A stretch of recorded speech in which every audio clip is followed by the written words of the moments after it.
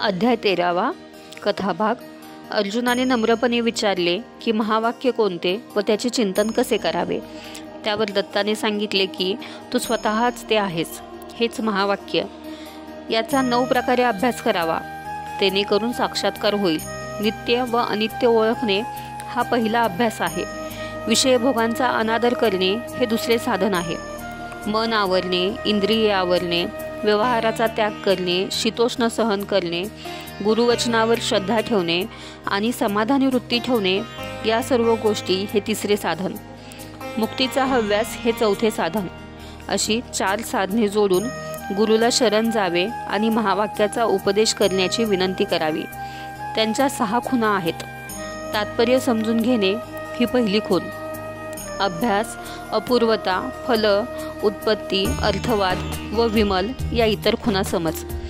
मग या 6 खुणांचा अभ्यास करण्याची रीत पुढे सांगून पुन्हा 9 प्रकारचा अभ्यास कसा करावा ते दत्त सांगतात। नंतर 7 अर्थवादांचे विवेचन केलेले आहे। या सर्व गोष्टी गुरुकडून जाणून घ्याव्यात। नंतर पुढे तत् म्हणजे काय, त्वम म्हणजे काय आणि असी म्हणजे काय ते समजाविले आहे।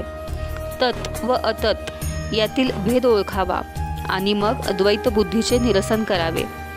तत् म्हणजे निर्विकारी व असंग असे ब्रह्म होय, तर अतत् म्हणजे जीव असे जाणणे।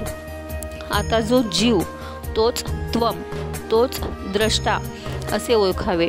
सुख दुःख, प्रीती व द्वेष, स्वतःवर प्रेम, मनाच्या विभिन्न गती, बुद्धी यांचा देहाच्या माध्यमातून जो अनुभव येतो तोच जीव अर्थात त्वम होय। तत् पदालाच विष्णू असे जाणावे। तो प्रपंचापासून वेगळा, स्थूल नव्हे व सूक्ष्मही नव्हे असा आणि डोळ्यांना न दिसणारा असा आहे।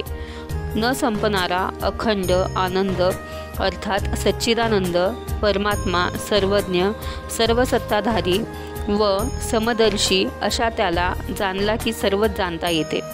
तोच शक्तीला प्रेरणा देऊन प्रपंचसृष्टीची उभारणी करतो। मग काय होते तर मीच ब्रह्मरूप आहे असा अनुभव साधकाला येतो। तो अनुभव साक्षात घेतला पाहिजे असा या महावाक्याचा हेतू आहे। आता या सर्व गोष्टी साधण्याकरता योग साधनेची आवश्यकता आहे। योगाभ्यासामुळे मन स्थिर होते, ध्यान साधते आणि अंती सर्व बंधने तुटून जीव अधःस्थानावर विराजमान होतो।